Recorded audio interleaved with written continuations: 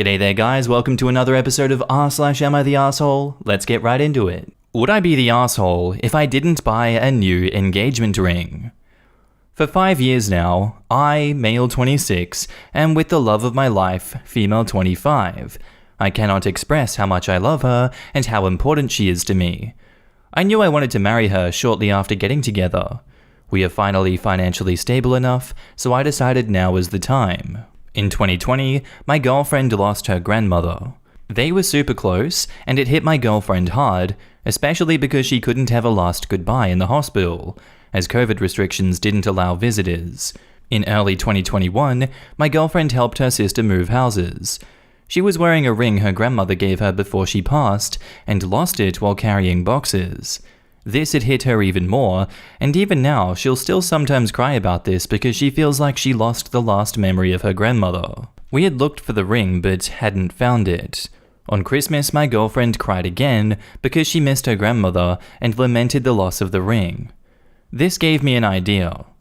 She spent the weekend of New Year's Eve with a friend, so I contacted her sister and asked if I could search her house once again for the ring. When I mentioned that I want to use the ring to propose, she was super excited. She, her husband, and my girlfriend's mother, who loved the idea as well, helped me and eventually found the ring between some boxes in her garage. Even with 4 people looking, it took us hours. I'm planning on proposing on the 14th, which is the anniversary of our first date, and we always go out to do something nice then. I had mentioned it to my friends who were excited for me, but when they asked about what ring I got, and I told them the story, they called me a cheapskate for not buying my girlfriend a new ring. They also said that it's not an engagement ring. I mean, it really doesn't look like an engagement ring because it isn't. It's a normal silver ring with an amethyst stone. My girlfriend struggled with anxiety, and her grandmother got her one because apparently those stones help against anxiety.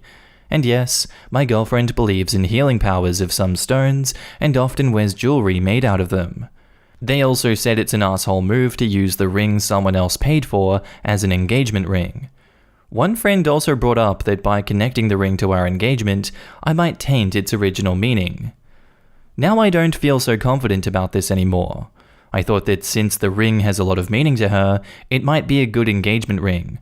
My girlfriend isn't big about clunky and expensive jewelry, and, even jokingly, said that she would even be okay with a candy ring because it's the symbolism that counts, and not the ring itself. But now I'm scared that I really might come off as a cheapskate, and she might not want this ring as an engagement ring, but just normal jewelry. Would I be the asshole? Now in the comments, propose with the ring as planned, and then after she accepts, tell her that the two of you can pick out an engagement ring together. That way she gets to decide. That way it's a surprise to her, and if she wants a new ring, she can have one. It's tough for your friends to judge that, so listening to her family is the best bet since they know her better. But in case even they are wrong, you have a fallback. Does her family know her best though? Just thinking from my personal experience, I would loathe if my boyfriend did this to me. I'm super close to my mum, but if you asked her, she would probably tell you that I'd be thrilled because my mum is a sappy sap, and this is something that she would love for herself. I agree. It's a lovely idea in theory, but if my partner proposed to me with a ring that I'd already worn, but had simply lost previously, whilst I'd be thrilled that he'd found it, I wouldn't love that it was now suddenly my engagement ring. Frankly, my biggest concern would be, if this happened to me and we were to break up, now the meaning of the ring, which was originally so important, is connected to the relationship as well. Obviously the point is to be together forever and not to expect a breakup, and if you stay together forever it's adorable. But since the ring already has meaning, it may be hard if they do end up breaking up. Do you keep your grandmother's ring, or do you get rid of your engagement ring? What is really important is what your girlfriend would like. Finding the ring was such a wonderful, thoughtful thing to do. It shows that you really do care about her feelings. My best suggestion is to propose and then ask her if she wants to use her heirloom ring as an engagement ring, or would she prefer to pick one out together? I don't hate this suggestion. It puts the decision more firmly in the girlfriend's hands as to what she would want and whether she is comfortable using her grandmother's ring that way. And now back up to the post, there is an edit. This got a bigger reaction than I thought. Thanks for every comment. Most of them were nice. Also, most people agreed that I should offer to go ring shopping afterwards so she can have another ring if she wants to. I think this is the course that I will take. Thanks for the advice. A lot of people also pointed out that she might be upset that I kept the ring from her at the point of engagement for 2 weeks. To be honest, my girlfriend is a huge fan of surprises, so I must admit I hadn't thought about it that way, and I see my fault there. Also, some have asked to update this. If the mods let me, I might post an update after the 14th. And now on to the update. A lot of people asked for an update, so here it goes. As you can see at the date, it all went a bit different. Even though the verdict was no assholes here, lots of people decided to slide into my DMs and tell me how abusive and horrible I am, how stupid my girlfriend was, etc. It really wore down on my mental health all weekend, so on Sunday, I couldn't take it anymore and decided to use our anniversary for ring shopping.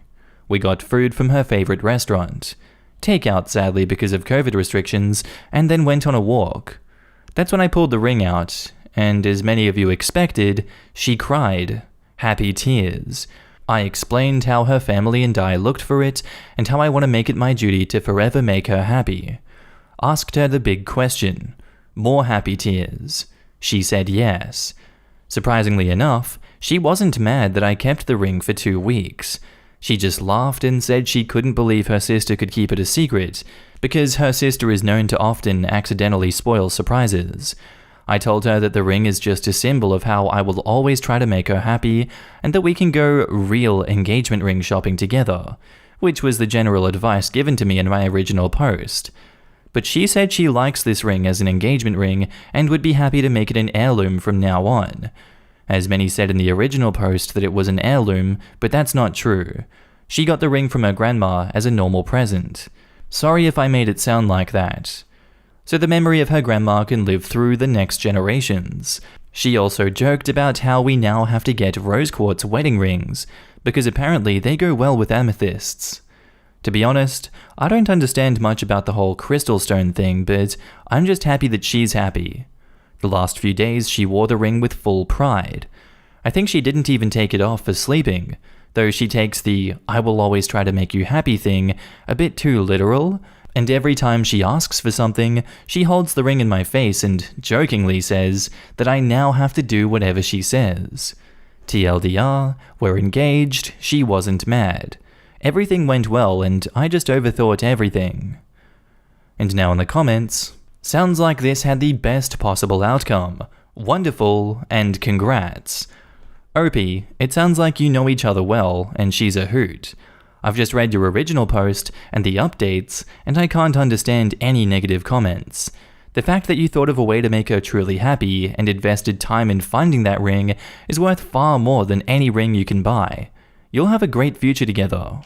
Congratulations on your engagement. From what I understood from your last post, I expected your girlfriend/fiancé to be ecstatic about you finding the lost ring and surprising her with it, and I'm glad it all worked out. I'm so happy for the both of you, and I wish you all the best. I've been married for over 20 years, and my most precious memories of those years are when things were going bad for me and my husband supported me. I genuinely cannot think of a better way to propose than to spend hours combing a house for something that she was sad to have lost. You've shown her that when she really needs you, you will be there. Our next post is titled, "Am I the asshole for not wanting to give a speech at my baby brother's funeral?" So my baby brother's half-brother, Ilya, died 3 days ago, just before Christmas. I don't want to be posting this, but nobody else is listening. Ilya's mum was a teacher's assistant at my school, so that's how she knows that I'm able to give good speeches. I won the award in grade 9 for best speech. Well, yesterday, I went with my dad to meet her because I've just felt like such crap since he died, and I know she's feeling worse than anyone. My dad said that he'd handle all the funeral costs and arrangements. He brought up that it's his family tradition for fathers, oldest brother, and nephew, if any, to speak at funerals. Since my other half-brother is still too little, my dad suggested me because I'm the oldest, and Ilya's mum seemed cheered up. I said yes then, but the entire night I've been scared about it. I don't know what to talk about or what to write about. I know it means a lot to my dad that I said yes, and a lot to Ilya's mum that I did actually care for Ilya, but I'm scared because I don't know. But I am. I tried writing this morning but kept feeling like crying. I tried talking to my mum about it, even though she hates hearing about my half-siblings. She told me that since I committed to it, I had to do it, and I had to uphold my father's family tradition the best I could. My dad hasn't answered his phone, but I know that he'd be disappointed too. I felt super shitty and like a super asshole all morning for not wanting to do it anymore. I'm sorry for the rambling, but am I the asshole for not wanting to do it anymore? I'm feeling really confused. Edit. I'm a girl, but I'm the oldest, which is why my dad suggested I do it to stick as close to the tradition. And let's go to the comments. Not the asshole. You don't force a child to give a speech at a funeral. Right? Just because she did a good instructional speech in grade 10 speech class doesn't mean she's ready to give a eulogy at a funeral. What are they thinking? They are 18 at least. That's an adult. She's old enough to say no. My big brother took his life pretty recently, and I gave a eulogy. I'm the same age as OP. If she doesn't want to give one, she needs to say no, especially since her posts leading up to now are all about how she hated her half-siblings, never saw them, didn't want to see them. She doesn't know anything about this little boy, so of course she's struggling to write a whole speech about him. She didn't want to know him until he was already gone. At this point, her speech would only be about her regret and not paying tribute to this little boy's life, a life she wasn't active in. So she needs to be upfront and to be honest that she didn't know Ilya, and someone else needs to take the reins on this so she can grieve and process her own feelings in a healthy way, which is not in front of an entire audience of people. Her mum is the asshole for trying to pressure her into it when she's trying to bow out. No assholes here. Your dad and the boy's mum are certainly not assholes for asking. You are not an asshole for not feeling comfortable with it. Might I suggest instead of writing a speech, picking out a poem to read? Maybe there's a book you read to him. Not sure how old he was. You could read that to him one last time. I'm so sorry for your loss. Remember, your grief is valid. Not the asshole. Don't give any eulogy if you don't have it in you. At your age, I do recommend that you put your feelings on paper for a later time. You may need to do that. Do it now while things are still raw. Next year, you will feel differently. My sincere condolences to you and your family. I know exactly how it feels to have a loved one pass away on Christmas. Christmas Day, in fact. Stay strong. And now, onto the update. So, I wasn't planning on posting this because I got some nasty DMs because of my old posts, but my therapist said that it might be good to have closure on all fronts, so here I am. I admitted to my dad that I was scared to give a speech, and I didn't feel like I deserved to because I barely knew Ilya. He told me that it was okay, and to just write something and he'd say it for me if I wanted. I couldn't think of anything, so I just wrote down a Buddhist prayer that my mum taught me when her cousin died. Ilya's mum said the prayer was fine, and I could say it in Chinese. At the funeral, I decided to say the prayer, and Dad and my half-sister Eliza stood by me in case I couldn't do it. It helped that there wasn't that many people, because it was right after New Year's. I said the prayer in Chinese, and then in English. I was only there on stage for like 2 minutes, and I kinda broke down right when I stopped. I cried so much that the rest of the funeral was just a blur. Really, I can't even remember the rest, just going home and falling asleep crying in my mum's lap. My dad left for inpatient rehab the day after the funeral. It's been weird just being me and my mum at home without him, especially because it's hard to talk to mum about Ilya. Eliza wants me to introduce her to our other half-siblings Sean and Mateo, but I feel so awful, especially because Ilya looked so much like Mateo used to as a toddler. I've just been so terrible to all of them. I did agree to though, so I guess I'll suck it up and see if I can do it next week. I did visit Ilya's mom when she messaged me. It was kinda awkward because I felt so bad for hating her for so long. She gave me some of his ashes in a vial as a thank you for loving him. Doesn't feel like I deserved it though.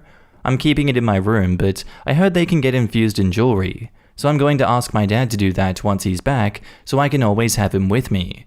It'll be the only jewelry that I'll actually like wearing. Hoping that's some closure for you guys too. Thanks for those of you who pointed out that I didn't need to do anything. And now in the comments, you sound like the sweetest person. Be so gentle with yourself and give yourself grace. You are so wise beyond your years. Take care of yourself, sweet OP. And OP replies, thanks for the compliment, but it really doesn't feel like that. Sometimes, when we can't be kind to ourselves, we need to rely on other people to show us that kindness, while we learn how to do it ourselves. Let us show you that kindness for a bit. And OP says, thank you, I really do appreciate it. I looked at a few of your past posts since you mentioned them in the edit to the original post. I'm not sure why people were saying mean things to you. Sometimes siblings don't have the same or equal affection for each other. It seems like a lot of your stress is caused by your dad. It's great to get to know your siblings, but you shouldn't be the one introducing and fostering those relationships. It's nice they asked you to speak at the funeral, but that is a big ask. The parents aren't doing a great job managing all the siblings, and you really need to take a breath and focus on your mental health and what you'd like to do as a child, and not what you have to do for the family. I'm sorry for your loss and the stress, and I hope that you're on a path to health and happiness. And OP says, I don't know, I think it might have been a troll on one of my posts who called me a bully who was harassing me, or maybe people just like to be mean. I just feel guilty, you know? I mean, I know he was just a toddler, but if I'd known him more, maybe I would have known that I did love him before I did, and he would have too. And it's probably how my other half-siblings feel. Maybe not Eliza anymore, about me too, that I'm a spoiled princess while they are dad's leftovers. I know I should bring these feelings up in therapy, and I will, but venting online is nice too. You're a good person. Your situation is complicated, but that doesn't make you a bad person. Please be kind to yourself and allow yourself to feel your difficult feelings. You were so courageous at the funeral. You showed up for your baby brother, and that is absolutely lovely. OP, please be gentle with yourself. You are not doing anything wrong, and you are doing the best you can, as we all are. Much love to you and yours. Our next post is titled, Am I the asshole for leaving a bad review on a facility director that I bullied 12 years ago? I was a bratty teenager. I treated others unfairly. I am not proud of it. After graduating high school, I didn't have a clue on what to do. So I went to a community college and chose a program that sounded interesting. Because I'm very outgoing, I made friends pretty quick. People found me hilarious. The main reason I was so funny was I really ripped into one of the shy girls in class. Obviously, I had issues with my security at the time and have gone through therapy. During this period, though, I didn't have the right guidance. I knew to make friends that we had to find common ground. She was just an easy target. It should be noted, I think she suffered from anxiety before the program. The more classmates and I laughed at her or snubbed her, the more anxious she became, to where the instructor told her this wasn't the career for her because she wasn't functioning to her full ability. It doesn't matter, I know, but I regret it. No one will believe me, but I did experience karma, and a lot of it, after all of this. Now, my fiancé and I decided that we wanted to adopt a pet, and one of the animal rehabilitation centers were listing an adorable dog. We decided to meet her. First, we had to talk with the facility's director, which, surprise surprise, is the girl I bullied. We recognized each other pretty quick.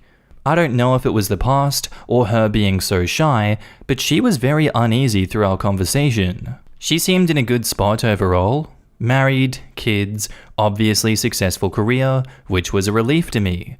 I hoped she had moved on from everything. I did admit to her I was sorry for how things were all those years ago, but she had obviously flourished beyond that. She smiled and said yes, she has. I'm relieved and believe the past is the past. An hour later, the fiancé gets a call saying we were not approved for the next steps of possibly meeting the dog. Obviously, I was wrong in my assumption. I reviewed the facility and called her out by name because I know very well there isn't anything that makes us unfit owners. My fiancé doesn't agree with me though. In fact, he says that I'm only fueling the fire, and maybe if I hadn't been such a bee, we wouldn't have been rejected.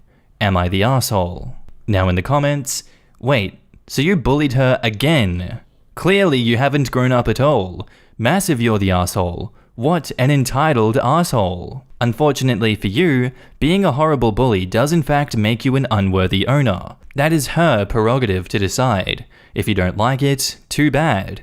It is 100% your fault. She was a bratty teenager, and now she is a bratty adult. No, bratty sounds so innocuous. She is beyond bratty.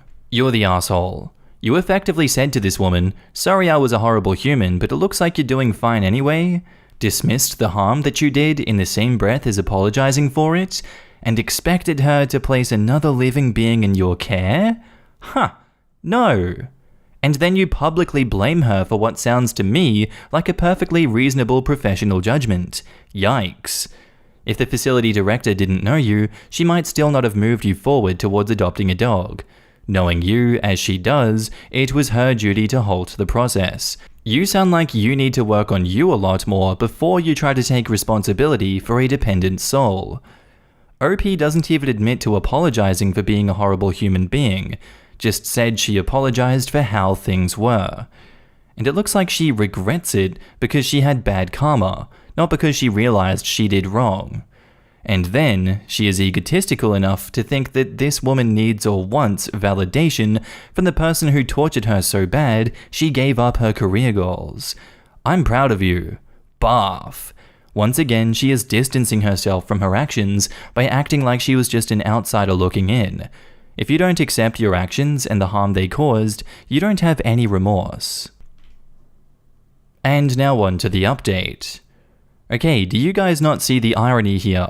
I found so many messages in my DM and in the comment section calling me every name in the book and wishing death upon me. To defend a victim of bullying, you become a bully. I get it. I'm a terrible person who deserves nothing but pain and suffering. Thanks. The last 12 years I've been cheated on, broken up with right after I had a stillborn, and suffered many miscarriages, but again, this isn't enough. I need more karma.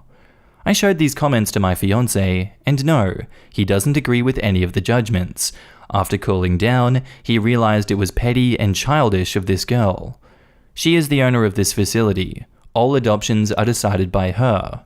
When I mentioned her flourishing, it was because I was surprised, but very happy she had moved on from something that happened 12 years ago. It was great to see. No, I wasn't making it about myself. Also, when we talked, she mentioned how she would have hated being in that kind of career that program was designed for. Getting booted out made her realize her true passion was for animals. I'm not trying to defend my actions, I'm saying I didn't completely ruin her career path like some suggest. And that's where I'm going to leave you guys today. I do hope you enjoyed the episode, as always. If you did, let me know what you thought about it down in the comments below. Hope you have a good day, night, sleep, whatever you're up to, and I'll see you in the next one. Bye.